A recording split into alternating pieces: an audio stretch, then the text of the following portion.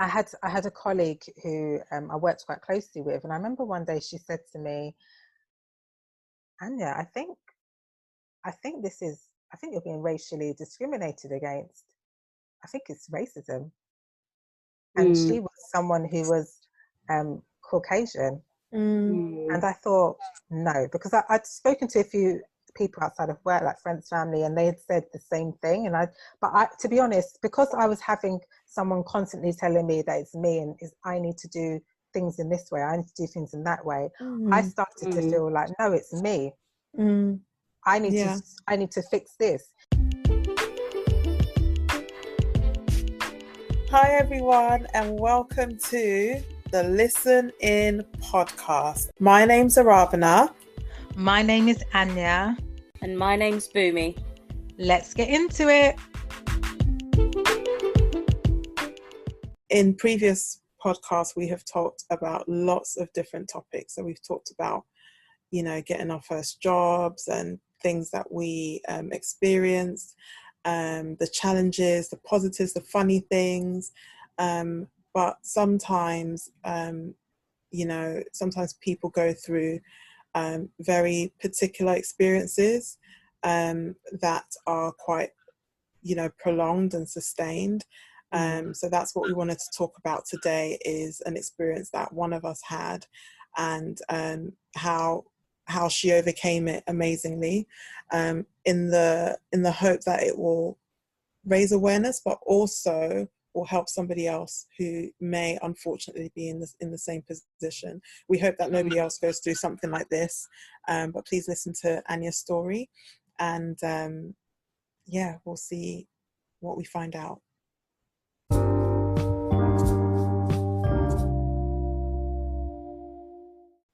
So you might remember from a previous episode, I was talking about, interviews and my journey to speech and language therapy. It was quite a journey to get my first job. And I think I'd kind of got to a point where I just felt at the time, do you know what, I'm just going to do my best at this interview. I was really preparing. I spent a lot of time preparing for it. And I thought, I'm just going to do my best and just see how it goes. And I went to the interview, and it was outside of London, so I had to take a train and everything, a long train to get there. But it was pleasant, I just had a coffee before I got there. I was really relaxed, went into the interview room, and met these two women who interviewed me, and they were really lovely women, and I immediately felt really relaxed by them. I had to do an exam that I was a bit nervous about, a little test before the actual interview, and then they asked me questions, but I don't know, it just felt different. It felt really nice. Went back home, then found out a few days later that I was successful. I'd got the job, and I was really happy, really excited. I thought, finally I'm going to be starting this speech therapy job. And I was just really excited about, having to move from London to this place. I was really excited. How was your sort of confidence and your sort of view of yourself at that time? Yeah, so I'm quite a naturally sociable person anyway. I've got lots of friends. So just moving there, I just thought I'd be fine. I was aware that I didn't know anyone there, but I thought I'd be fine. I just thought, well, I'm a sociable person, I think I'll make friends. I'll be absolutely fine moving there. And I think I'm just generally quite confident in ways as well. So I felt confident, I felt excited and ready to start the job. In the team, there was about 43 people in total. It's quite big. Yeah, and I was the only person of colour in that whole team. The only person of colour, no other person from the BAME community. And I thought, whoa, this is strange. And then we would have wider meetings for the area, for the kind of for the county. And again, I was the only Black person there. Even then, there was probably about a good 150 people there, and I was the only person of colour. No, not the person of colour, the only Black person there. And then I think eventually there's like one other person who was Asian who joined. So that's quite I think also it might not be something that you'd expect, because it's not that far from, it's not like it's 8 hours from London or something. Yeah, no. So you weren't expecting that at all. But Yeah. again, even still, like we've said in previous episodes, even if it's an environment that isn't that you know, multicultural or whatever, it doesn't necessarily mean that you will feel isolated. No. No. I think what would have helped in some of those situations is if I felt people were more open to getting to know me a bit more. I think because I was obviously looking different, I kind of felt that people, again, like I said, they didn't know how to speak to me. They felt like they wouldn't know what to say, or they wouldn't have anything in common. This is how I felt at the time, because I felt people weren't making the same effort with me as they were making with other people. So that for me was a bit difficult at the wider county meetings as well as on the smaller scale scaled meetings. Outside of work, were you able to make friendships? Did you feel like people were like open to you in that area? So yes and no. So actually I realized I had a friend out there who was at university. So he was a bit younger than me. He's at university. So I was very much aware that I could only spend a certain amount of time with him because he was studying, he was busy. Yeah. So when I was free on the weekends, I knew that he might have coursework to do or would be busy. So I was very much aware of like respecting his boundaries in terms of time and space and what he needed. So I saw him occasionally and we'd meet up, and you know, I spent time with him and his friends and things like that. But I was just very much aware that, you know, I still needed to give him that space. So he was one person who was there and was helpful, and I met another friend through him actually. And then I joined a church out there, and I made some other friends out there as well. Yeah, just tell us about like just your like what work was like, and how things happened, how things were going, how you're feeling, and how it changed. Yeah, so as work was going on, obviously I was new, so I was very much trying to find my way and learning things, as anyone starting out would be. I was working in schools at the time, which I really enjoyed, just visiting different schools and supporting the children there. So yeah, I was working really hard, and I want to say probably about a year and a bit in to the role, I noticed that, you know, so for speech and language therapists, we have to sign off our competencies within a certain period of time of working. I can't remember how long it is, whether it's like, I think you I get think like it's 2 2 years. years, isn't it? Yeah, I think you get like 2 years. So, but where I was, a lot of people were signing them off within a year. So I very much, like I said, it got to like a year and a bit, and I still hadn't signed off my competencies, and everyone around me was. So I started feeling like, okay, well, why aren't my competencies being signed off? You know, I'm working really hard. Of course, within like management meetings, my manager had like picked up on a couple of areas that I need to work on. So I was working on it. I was working hard towards it. But it got to like a year and a half, still it wasn't signed off. And then by this point, I started to see other colleagues who were progressing. So I saw colleagues who started maybe like a couple of months before me, who had their competencies signed off and had now progressed on to a band 6 level. And very easily, they just progressed into that. Not saying that they're not taken away from any of the work that they've done. You know, they did work hard, but Of they course. very much just progressed into it quickly. So I noticed that with one person, I noticed that with another person. Then Mm. someone else started after me. I want to say she started a few months after me. She also progressed into a band 6 level whilst I still hadn't signed off my competencies. Mm. So I started feeling like, oh my gosh, like, what is it that I'm doing wrong that I can't somehow progress? And I was working so hard. And to this extent that I was literally working late. So I would be leaving work at like 7 p.m. when I was meant to finish at 4:30.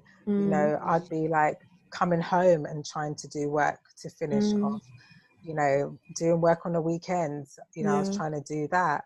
I was really stressed. I was like on the phone to Rabna every day talking about my stresses. Literally, I was just so like overwhelmed by all of it, but I was trying my hardest just to get through. What were you being told? Like, what was the reason that they were giving you, that your manager, because was it one person that had the authority to sign you off? Or because you know it's different in different places, some places different people sign you off different things, but was it one person that was supervising you and saying you're not ready yet? Or you know, what was the reason that they were giving you? What were they also signing off certain bits and not others? Like, yeah, tell us more about Yeah, I think so I had one person who had that kind of authority in that sense, and it was my direct line manager, and she wasn't signing it off. So the reason was more around kind of like my report writing skills and things like that. I think that was the main issue, just the report writing. Um, and I remember like looking back over some of my reports and looking at some of the comments she made, and I thought, this is more of a personal preference in writing style rather than what I'm actually saying. So the content of it was not bad. It was accurate, like clinically it was okay, but it was more around like little things that she would have wanted me to change. And after a while I started looking at my colleagues around me, the ones who had progressed onto a band 6, and I was asking them, I said, oh, you know, are you able to share this with me, how you work out this? Or we'd just be in conversation, and I'd say, oh, my manager says we have to do it in this way. And they said, no, I do it like this. And I said, oh, but she's telling me I have to do it in this way. I have to use this form. I have to do it like this. And they were like, I don't do it like that. I just do it anyhow.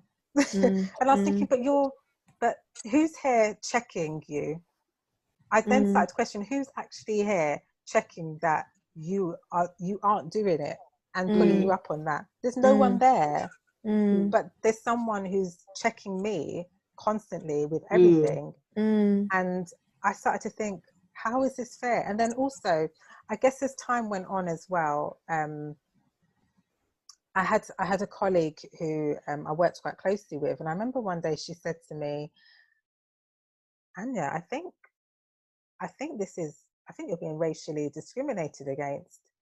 I think it's racism. And she was someone who was Caucasian.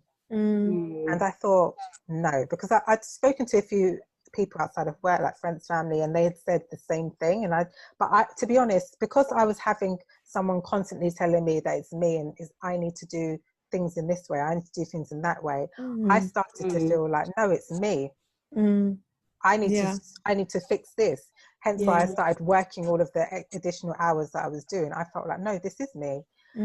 But to have someone who worked with me closely throughout the whole week, she's with me a lot of the time, for her to come and say to me, no, Anya, I think this is racial discrimination. And she said this because she'd worked with me. She could see the good things I was doing at work at the time. Like she would say to me, you know, that's a really good idea that you've done, that you've decided to do things that way. Or I really like the way in which you've worked with this child and, you know, this positive thing has come out of it. She could recognize those things. So I think that's what kind of led her to that point of seeing that actually I'm working with you and you're doing things really well.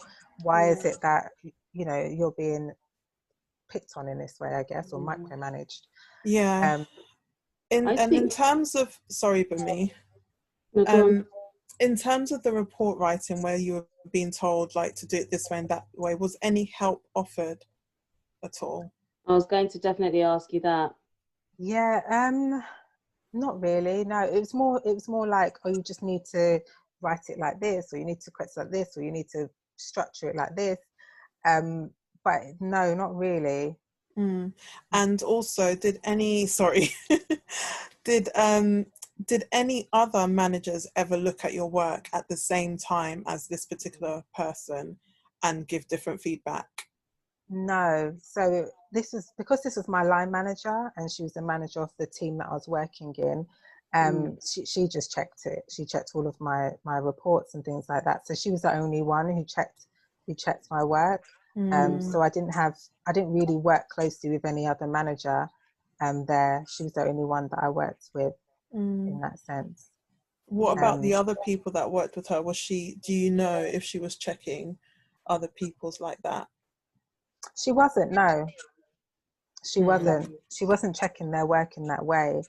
And it got to a point where she decided to put me on this kind of it was like some sort of like improvement plan because she felt that I can't remember the exact term for it, but she felt like I wasn't um, doing well. So she wanted to put me on this plan to monitor me more closely and to kind of see how I was getting on. And gosh, I felt stressed. I'm not gonna lie.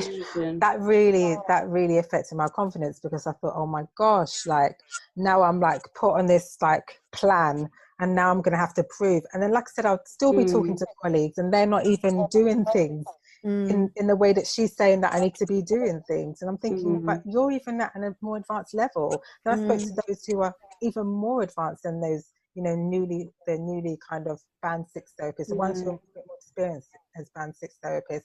And they weren't doing that either, but they were still able to do their job well. And then I started thinking, what is this? And then it got to the point where, because I'd been there for a bit more time, like even some of the therapists who'd been promoted to band six within the time that I'd been there, they were coming to me and saying, Anya, I've got this child, like, I'm not sure what to do. What would you do? Or Anya, like, what target would you write to work on this area of speech and language? I had band six therapists coming to me, asking me, but then my manager, my direct line manager, was there picking at every small thing that I did You and did. constantly, like, criticizing my work in that way. I find it quite interesting, actually. Just when you're talking, I remember mentioned that looking back on your reports, that you could actually see that this is just a clear case of it was more subjective than it is objective, with things sticking out. Because I can remember looking back on my reports and thinking, wow, thank God we don't write like that anymore. Yeah. For you to look back and actually, and I know that because you're a professional by every right, you are a professional. That looking back and then thinking, well, this is just a preference situation, if that makes sense. Because usually we're quite good at criticizing ourselves, and if you look back and all you could see was just the fact that it was preference, that just goes to clearly show the situation for what it is. Yeah. Rather than I need to develop out of this. And I think it's a real shame that obviously much more objective support wasn't offered. She could have offered you. There are report writing courses that she could have told you to go and do. And I think also the fact that someone else couldn't have checked, because we all have different opinions. Someone else could have looked at that and thought that was fine. But also the fact that other people that you started together, or even people that started after you, they weren't getting called up for the same thing. It just clearly shows the situation for what it is. So did anyone say anything? Anyone in the team? Yeah, so what was happening is like if a band six position became available in the team, I would sometimes have colleagues come up to me and say, oh, why don't you go for it?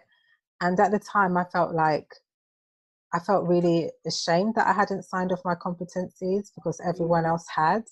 I didn't really want people to know that I still was the only one in the team who after 2 years hadn't signed it off. I just didn't want to let people know about it. I was trying to keep it to myself until I just got through it, really. But I remember even being at, one of those county-wide meetings that I was talking about. And I remember them saying, right, we're going to split you up into groups. We're going to have people who are band 7s over here. We're going to have people who are band 6s over here. We're going to have people who are band 5s over here. And then we're actually going to have people who are band 5 but haven't signed off their competencies over here. Yeah, Oh, gosh. wow. And at the time, like even now, I'm getting upset about it. But at Honestly, the time, I remember just feeling so upset and feeling like, oh my gosh, I've been here for like, I think this is before it was 2 years. I was thinking I've been here for almost 2 years.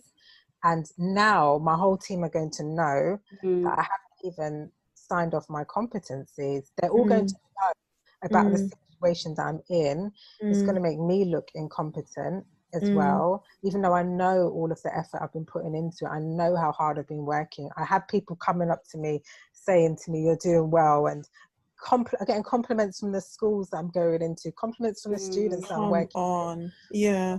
with. And I just literally that was so hard for me, and having to go and sit on that table with the band 5s who hadn't signed off their competencies, knowing that I wasn't a new band 5. I'd been there for a while. Do you know what I mean? And it was so like demoralizing. It really was.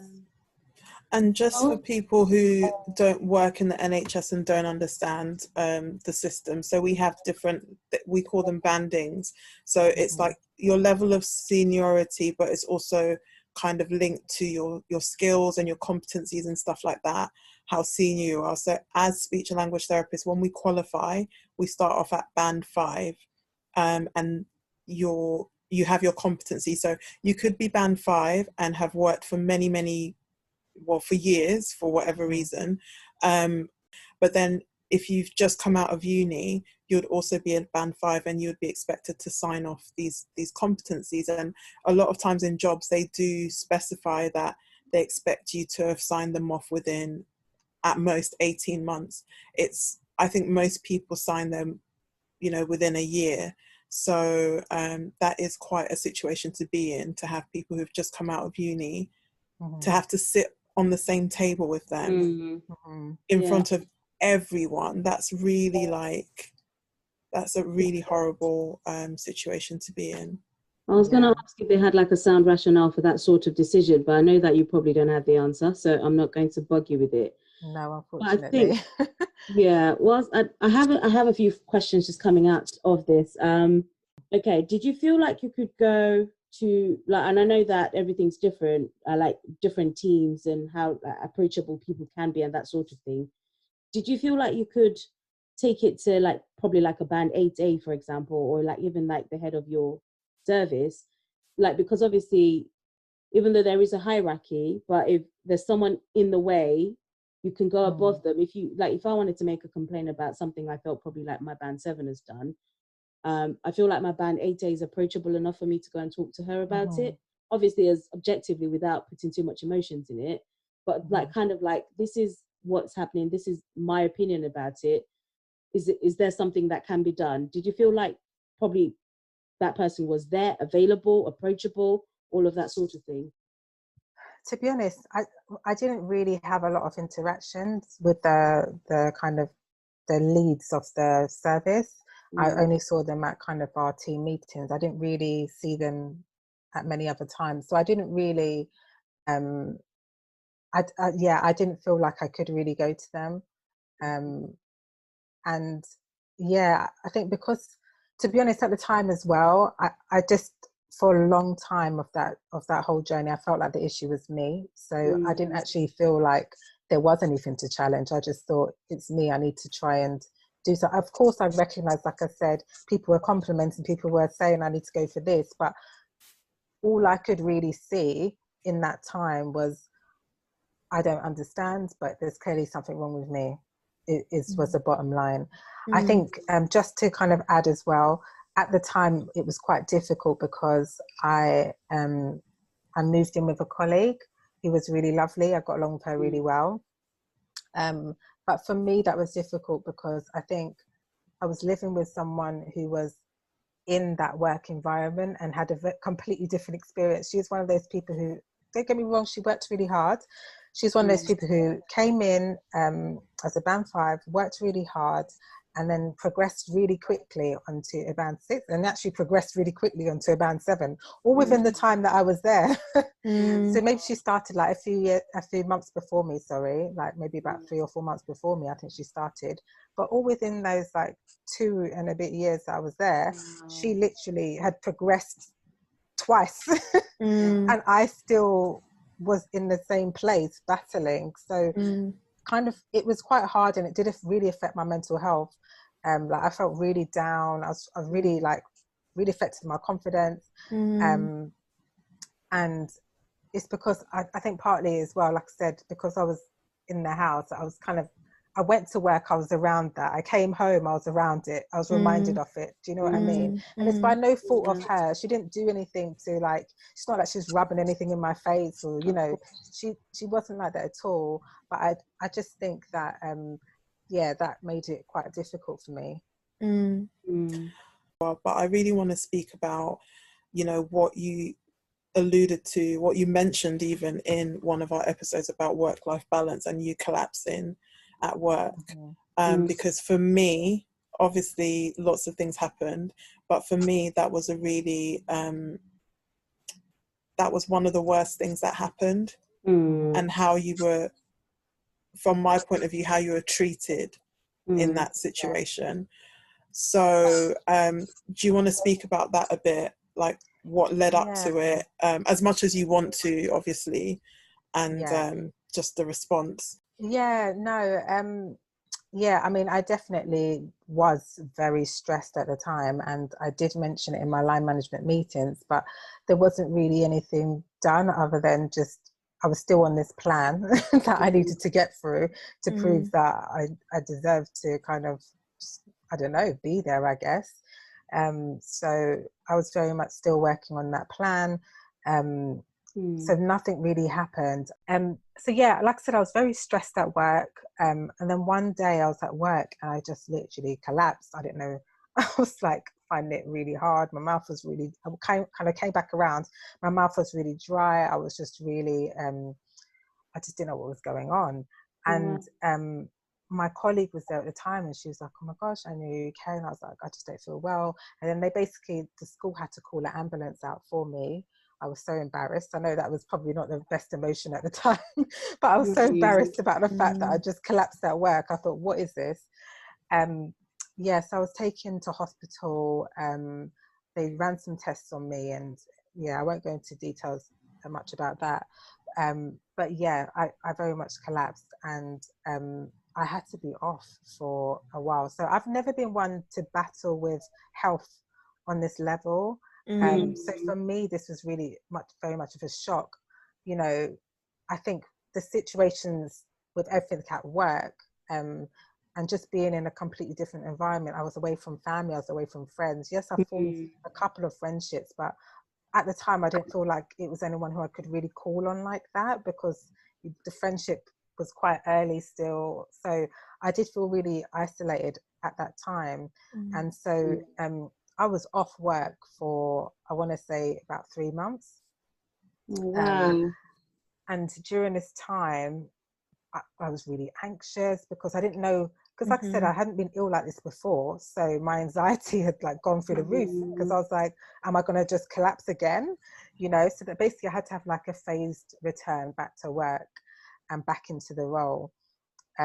So yeah, I came back to work, was still kind of put on this plan like you need to kind of do this in this way at work. And yeah, I think, just kind of long story short, after a while I did just feel like I just don't want to be here anymore. This workplace was just getting too much. Like I said, I was at work, I was just feeling like I was trying my best, and like I was still getting criticized. But I thought, you know, I'm going to have to hold on, because I need to sign off my competencies. If I move away now, who's going to sign off my competencies now? I'm going to have to start again. And I remember like emailing our Royal College of Speech Therapists and said, look, my competencies aren't going to be signed off at 2 years. What do I do? Is you know, I was panicking. I was thinking, am I going to lose my registration? Like, I've spent all these years, painful years, as I've mentioned in previous episodes, at uni, trying to get through the uni course, and I got through. And to then like be in this situation thinking, oh my gosh, am I going to lose all of that? So that was really difficult. So just actually from speaking with friends like you, Rabna, and like my family, you guys were really encouraging of me applying for jobs back in London to come back and be closer to family and friends. So I you know, went down that route, was applying, but initially I thought I'm going to apply for a band 5 position because I just didn't feel like I could do any more than that, because I could, from what I could see at work, I felt like I could barely do what I was already doing, even though I was doing the job well. I just, at the time, I couldn't see that. I just felt like, well, I'm clearly not doing well enough. So yeah, I applied for a few jobs. But I think before I applied, actually, I think Arabna, you was very much like, no, Anya, don't like, do it. don't do it. You can, you was like, you're more than capable of, you know, kind of working at a higher level. And he was very encouraging. He was like, look at these skills, look at those skills. He was like every day, like, look at this, look at that. So I thought, okay, fine, I'll try. You know, what have I got to lose? So I applied for some band 6 positions, and I got an interview at one place, and it was really good. Like, it was to do an exact same job that I've been doing for the last 2 and a bit years, the exact same job, the exact same caseload of children that I was working with. So I knew I could do it. And I was really confident at the interview, really excited. The interview went well. They offered me the position. I was glad. I was like, yes, I'm going. And then yeah, like I was so excited. I thought, finally I can get away from this place. I think I'd just signed off my competencies as well, so I was like, finally I've got through that period. I can now like get ready to like get away from here and just start again almost. So I was really pleased. I hadn't informed work yet because I was still waiting to get like for some checks to go through or something like that. So I was waiting for that to go through. Then I was going to let work know. And I just remember like one day I had like a doctor's appointment, and so I went to the GP, and just as I was about to go into the GP, I got a phone call, and I was like, oh, who's this? So I was like, oh, hello. And it was the manager of the new workplace, so the one in London, who had offered me the job. And I was like, oh, hi. And she said, oh, she's like, oh, hi. She's like, Anya, look, she's like, obviously you was really successful at the interview, we really liked you, but we're actually going to have to withdraw the offer because of the reference that we received for you. Wow. And I thought, what? I was like, what? And she's like, yeah, so because of the reference, we're going to have to withdraw the offer. I literally had no words. I just was so stunned. I was just like, well, what did the reference say? And she said to me, well, she said, you're going to have to speak to your manager about it. That's all she said. And I was like, okay. And I just said, okay, because I literally didn't know what to say. And I remember I went into that doctor's room and I just started crying. Again, I felt so embarrassed, as I feel in these awkward situations, but I just started crying. I think I was just so overwhelmed by the fact that I thought, oh my gosh, someone's finally seen that potential in me. I know I can do this job. I know I can do it well, you know, and then to have that just snatched and taken away from me, all because of a reference. And I didn't know what was on the reference. So after that, I remember calling my parents and was like crying to my parents and was just like, I don't know what to do. And, you know, I was really devastated. And the next day I called the job again, and I said, because by this time I'd kind of got over that, not got over it, but I kind of knew more the questions I wanted to ask. And I went back to them and I said, look, like, you know, I don't understand what happened. What was on the reference? And she just kept saying, you have to speak to your manager about it. And I said, okay, well, would you consider me even at a band 5 level for this job? I even asked that. Oh gosh. I said, would you even consider, because I've been doing this for the last 2 and a bit years. Like, I know I can do it. It's the exact same role, the exact same role. So I said, I've been doing this. Would you even consider me at a band 5 level? Because I just wanted to get out. And Mm. she said, no, sorry. It goes to show, like, I don't even have words right now. The fact that even you're offering to go down to a beginner level, despite Mm-hmm. the fact that you had 2 years experience doing the Mm. exact same job and you were successful, you were deemed competent by them in their interview processes, Mm-hmm. Exactly. they wouldn't even give you a second chance. So then that's, at that point, it's like, no, really, what was written on this thing? But yeah, I literally was so Mm. broken by that. And the worst thing is, so after, I forgot to say, after I got that phone call from the manager, the next day I went into Mm. work. My manager came up to me, my line manager came up to me and said, oh, I heard you got a new job. Congratulations. She What? was like, Yes. what is it? Is it Like, you and don't I said know. to her, oh, it's this. I'm going to be working doing this and this. And she's like, oh, okay, well, good. Good for you. So she had the nerve to congratulate me, knowing that she'd Knowing. written a bad reference for me Yeah. already. So I she didn't feel even know Wow. like about it. that is bullying to me. Like, why would you do that if you That already is know that you've, level. it's Can like we call it getting some narcissism? enjoyment out of you reveling in the moment, knowing that you've done something to take that opportunity away from someone. That is ridiculous. That hurt me a lot because I just thought, wow, you're congratulating me knowing what you've done. You're just going to That's congratulate me low. like this. Yeah. Um, Anya, can I yeah. ask you? Can I ask Mm, you a question, like just before we move? Because I know that we're kind of like moving away from all of this, and hopefully mm, we're beginning to see the light at the end of the tunnel.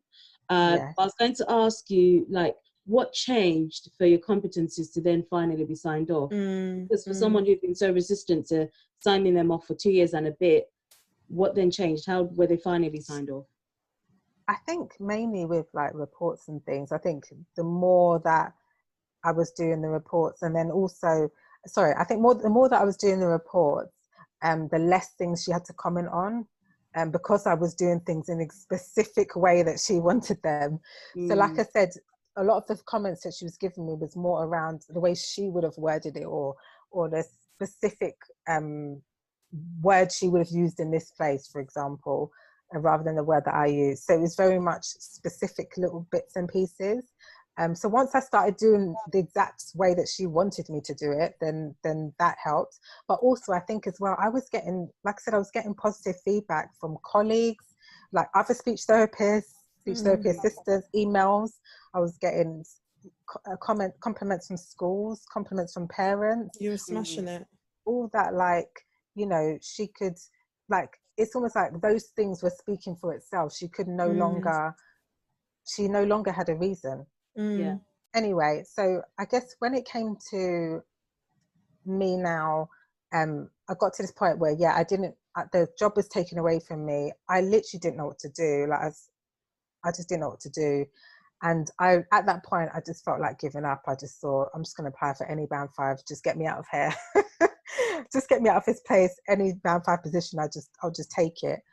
But in the end, I decided to go for another band 6 level because I was successful at the interview. It's not like I wasn't successful.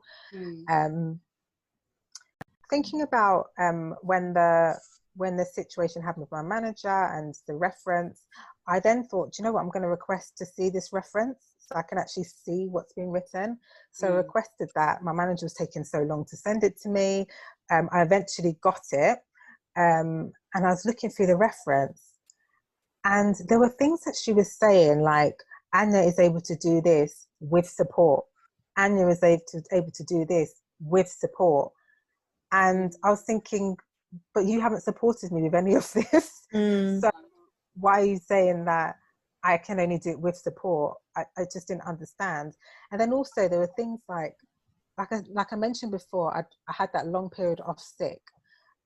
So there were things that she'd put, like in terms of the number of hours that I'd been off sick, so, or the number of episodes. So it looked like I had like loads of episodes of sick where I just wasn't even in work, but actually it was for the same event where I had like, where I just wasn't in for 3 months. But it was the same event, but obviously every time I called up, then it counted as another episode, but I wasn't in for 3 months.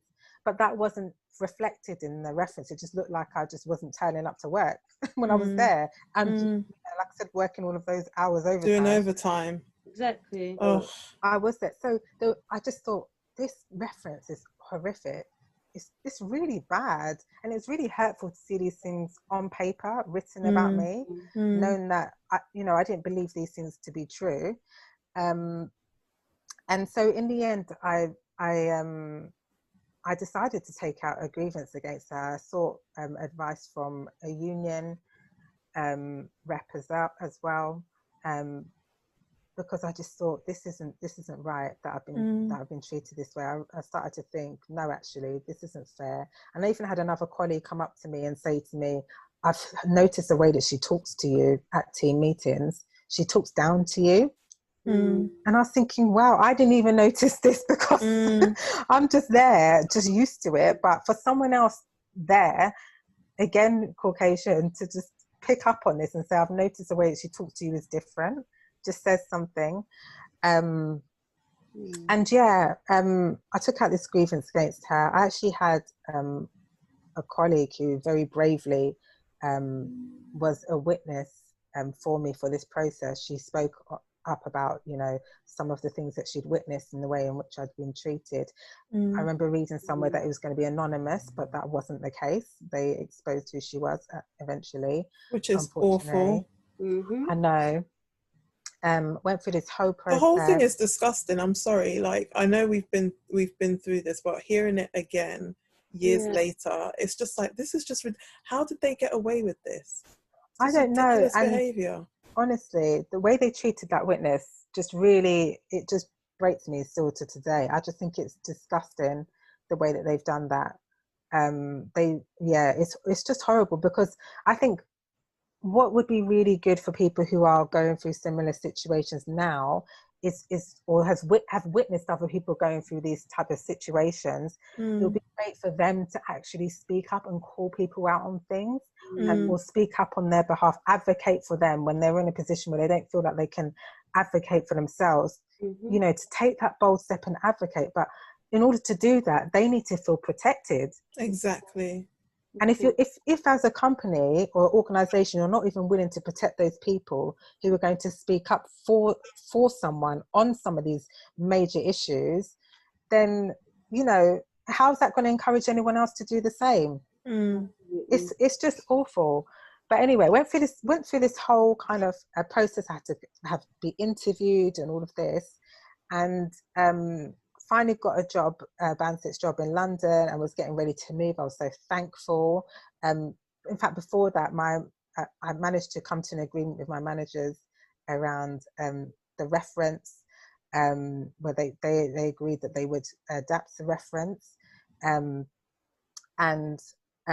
got this job in a new team, and moved there. But this grievance was still in process. It's only when I moved back to London that I got the kind of the results from this grievance, like the outcome. And I remember opening it and being really like interested to know what they were going to say. And basically, they just said that, they didn't see anything wrong with what happened. The only thing that they admit that was wrong was the sickness days, that they'd messed that up. They'd put more days than was actually true. But everything else, they just said, oh, there's no evidence. Because what I think they wanted me to say was, she called you like the N-word, or she, do you know what I mean? Direct, clear forms of racism, which I couldn't prove, but I could prove that I was treated unfairly. You're discriminated against consistently. Yeah. And heavily as well. Like, and did you even? Yeah. Did they even apologize for like No, making you lose a position based on false information that they gave? no, they apologized for the mix up of the sickness days, and that was it. They didn't. I didn't receive still to today. I haven't received any acknowledgement of what's happened or any apology. I was just told there's no evidence. And I think this is what we've been talking about in terms of racism is not just, I found a really good image, and I think icebergs do a really good job of just showing things to people that actually there is this huge iceberg, so about the 90% of racism that's happening under the water, and then that N-word or what's captured on like a cell phone. Okay, I just sounded really American then. A camera on a phone, cell phone. That 10% is what people consider the racism. They don't see everything else, and that is it's a bit, well, hopefully people and organizations are beginning to open their eyes to the realities of all these overt things that happen to people without necessarily being called an N-word. It's micromanaging. Yeah, and the other thing is, I think people need to also realize that people are smart, and people know that you can't just say the N-word or whatever these days in a professional place. That would be very stupid, wouldn't it? So people do other things, you know, they use their power to oppress you, and that's what it was.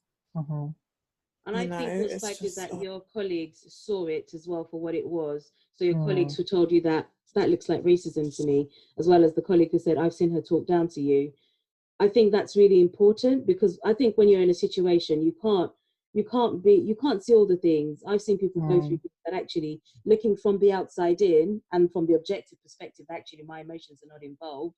I can see that, oh wow, you should not allow yourself to be treated that way. But I've also been in situations where, well, like I said, even the situation with the name that I had recently, it took someone else actually telling me, you shouldn't let her get away with that, for me to actually take the next step.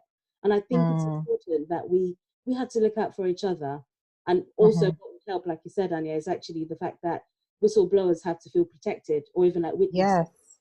They have to, like, even for other things, apart from like just their colleagues, if I feel like my identity, or like if I feel like I would not be protected, to kind of like call whatever it is what it is, then I may not necessarily be inclined to go out and speak about it.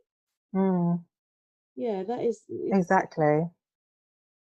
And unfortunately, you know, even with this person, once I left, the manager changed the way in which she interacted with this person, and now she's moved on because of it.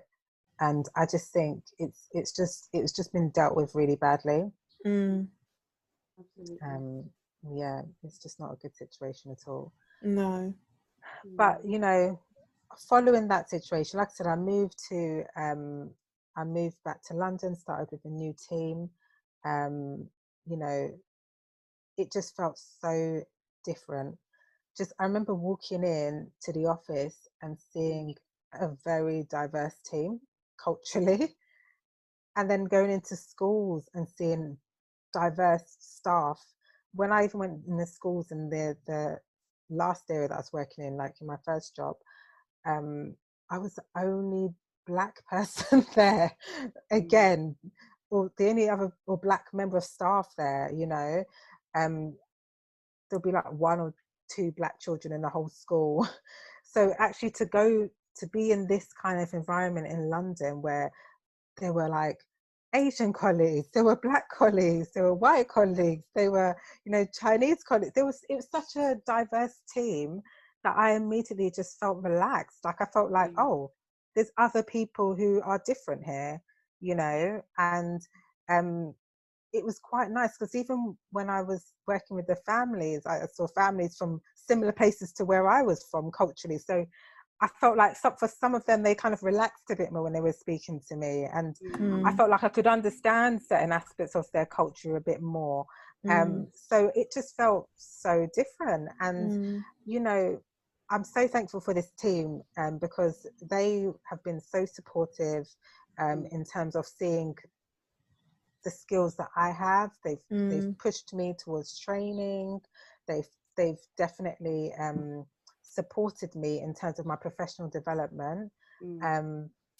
I got promoted again, so Mm-hmm. now I'm a team lead, Woo-hoo. so band 7 team lead, yeah, for speech therapists in special schools, and yeah, like I said, it's been really great, and Mm, of course it's been difficult as any job has been in terms of workload and etc. But mm, actually there's so much good has come out of it, and yeah, it just shows a completely different environment and a mm, completely different outcome. mm-hmm. We're still the same person in those different Same person. environments, but Mm. somehow you've managed to develop and make progress and do all these amazing things that you're doing, Anya, just because you're in a nourishing environment, if that makes Mm-hmm. sense. They support you to Mm. thrive rather than kill the little lights that you're trying to flame as a speech Yeah, Yeah. and language therapist. Honestly, I'm honestly. laughing now. Like Aradna's had, like she's heard this before. I haven't. I've been sitting through all of this and feeling absolutely disgusted. But Mm, also, I can see the amazing strength that you have, Anya, as a person, because actually, I can see how this would have broken someone else. Someone else would have Mm. probably not even continued on the path of speech and language therapy. Someone else would have probably not even, and it's not a disrespect to them, it's just saying that when people behave in that way, they have to think Mm. about the repercussions of their actions, that mm. Mm. actually they can really impact a person's life. Yeah, and Mhm. there should be some sort of consequence Mm-hmm. to Mm. behaving in that way because it's not acceptable on No, various levels. It's not absolutely. acceptable on the racial element. It's not acceptable on the bullying element. It's No. not acceptable on the micromanaging element. It's not Mm. acceptable on any of those elements. And that's where, in the beginning of this conversation, I was like, where were the other managers? What were you doing? Why do you have someone Yeah. in your team that is qualified and in 2 years, like, takes longer than average? You should be in there. You should be doing something. You should be Mm. finding out what's happening. So they have, they're part of the issue as well because they allowed this environment to thrive. And the fact that somebody that actually stood up and decided to speak what they saw was also Mm. treated in a bad way, that's just Mm. terrible. Yeah. So Mhm. yeah, I'm like, we can only sort of say how we feel and how much we admire you, and Mm. I don't even know the word. I just think you did so well. You did so well in that situation, but you should not have had to have done well. No. That's not something that you should have to use because your strength is meant to be used for other things, not for Mm-hmm. battling stupid things at work.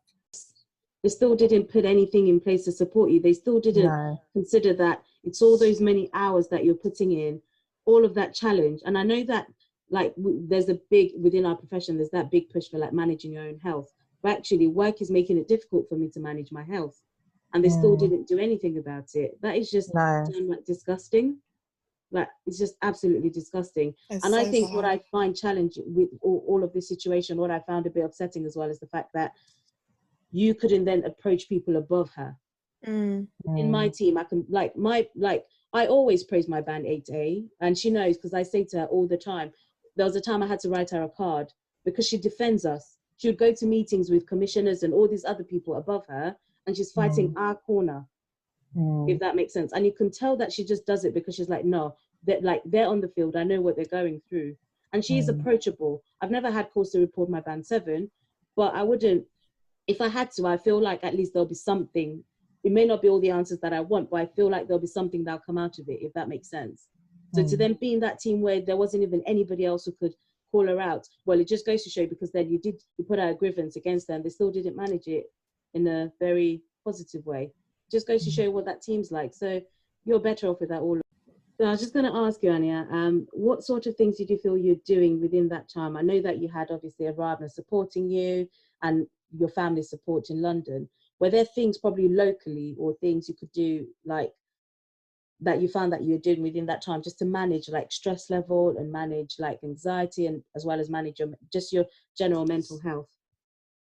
One thing I did do, other than just, calling up people and like releasing my stress daily to them, was going to the gym. So I signed up to a gym, and the gym would just be an opportunity for me just to go somewhere after work. It was Mm. literally just for me to go somewhere after work, because I'd be working overtime. Like I said, there was nothing against my housemate at the time. Like I said, she was really lovely. I just think because I worked with her, it was a lot sometimes. And it just was a reminder of how things were different for her than it was to me. So sometimes I just needed to just not go home. I just needed to be in a different environment just to kind of clear my mind before I could come back home. So I had to de-stress first. So I would go to the gym. That definitely helped. Also, I had other friends that I'd formed out there. And so for some of them, they were really lovely. I could just go round sometimes if I had like a difficult time. Obviously, I was very much aware they've got their own lives, but a lot of them were really lovely and just said, look, I'll come round, or I'll cook for you, or something like that. I'll cook dinner. So they were really lovely, and that really helped as well. Also, I came back to London a lot. I started coming back to London at the weekends a lot. I would just drive down as long as it was. I just needed to kind of be with people who knew me well, and could encourage me and things like that. So yeah. That's good. And then just follow on from that, I know you're going to talk about it anyway, in terms of, do you feel like this has had a lasting impact on you? Like that experience had a lasting impact on you? Definitely. It definitely did. And I would say it took me a few years to actually really kind of process what I'd been through and to really kind of get that strength and confidence back. It really affected me. And although I started my new job, I just didn't want to talk about any of what I'd been through. This is my first time actually really speaking about it in such a public way, because for a long time, despite everything that was going on, deep down I questioned whether it really was me. And even going into a new job, I suffered with imposter syndrome, like we spoke about on the previous episodes. I really did just question everything, even the good things that were happening, even the compliments and things, that the positive things that were coming out of where I was at now. I was still starting to question it. And that, again, that took me a while, to a good few years, to just kind of come to the point of acknowledging what had happened and kind of building myself back up. So if you were able to like go back in time and like advise yourself at that time, or say something at that time, is there anything that you would have changed, or is there any sort of advice or something that you would give to yourself or even the managers dealing with that situation? It would have been nice for the managers to kind of be more objective about it rather than necessarily taking sides. I think if they were a bit more objective and actually approached me, then things might have looked a bit different and I might have felt a bit better there. I think in terms of telling myself something, I would have told myself to focus on the good that's happening around me. So like I said, the positive compliments I was getting from other professionals, from teachers, from parents, from staff, colleagues. I would have told myself to focus in on those things and really look at what I am doing well. I would have also told myself that things will get better. I just didn't, I really wanted to give up with speech therapy a lot of the time. I was actually done. So I think at the time I would have just told myself to just keep going because things will get better, and one day I'll be in a different position. Yeah.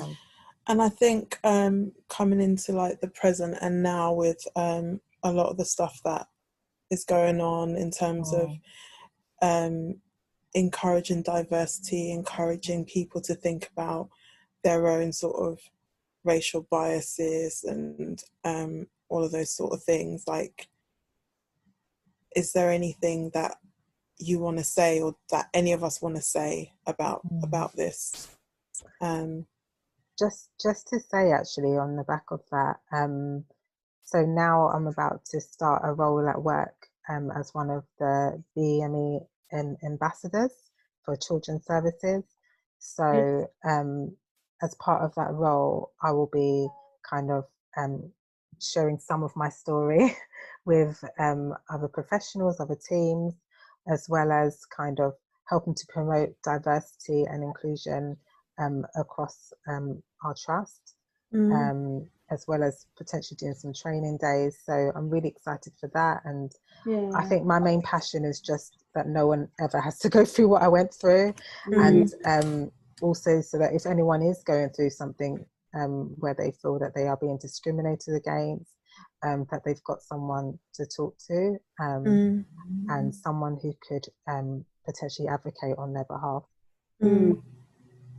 I think for me as well, I think it's also, I think people need to see that these things do happen. People, and a lot of times, like you said, you went through all of this and you haven't told anyone before. Well, obviously you've told your friends and stuff, but professionally you haven't mentioned it before. Just because you haven't spoken about it professionally doesn't mean that these things didn't happen to you. They obviously did.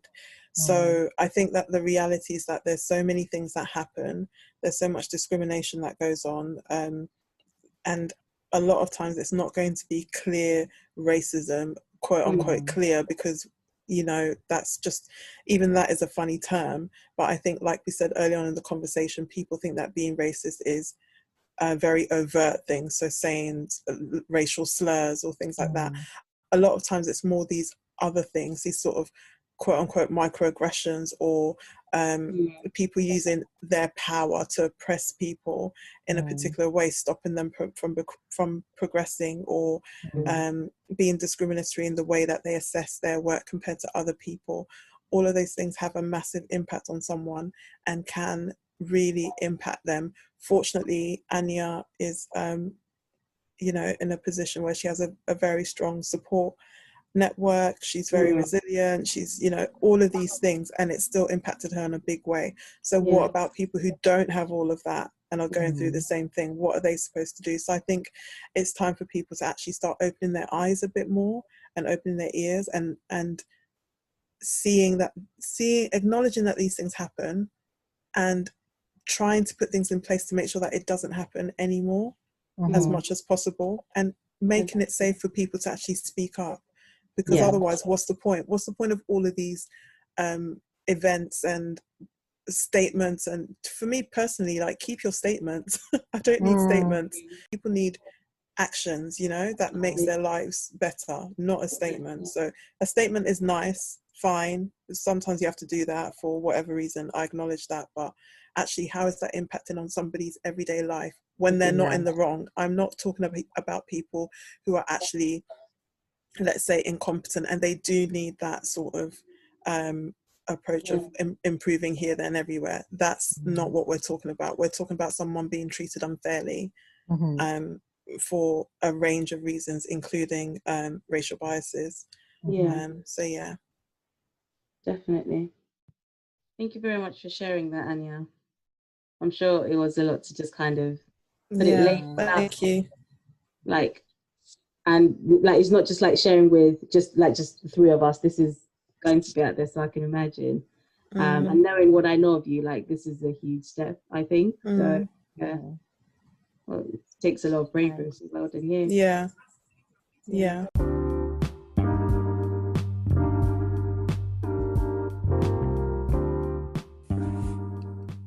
Thank you very much for listening to this episode of the Listening Podcast. We hope you were able to pick a thing or two from it. And as always, we encourage you to share your experiences with us as well. You're welcome to contact us on our social media platforms, as well as our email at #listening@gmail.com. And also, just to let you know that we have finally come to the final episode of season 1. And we will be in touch with regards to when season 2 would be released. So in the meantime, you're welcome to revisit all of our previous episodes, and please continue to engage with us. Thank you very much for going on this journey with us. Until next time, bye.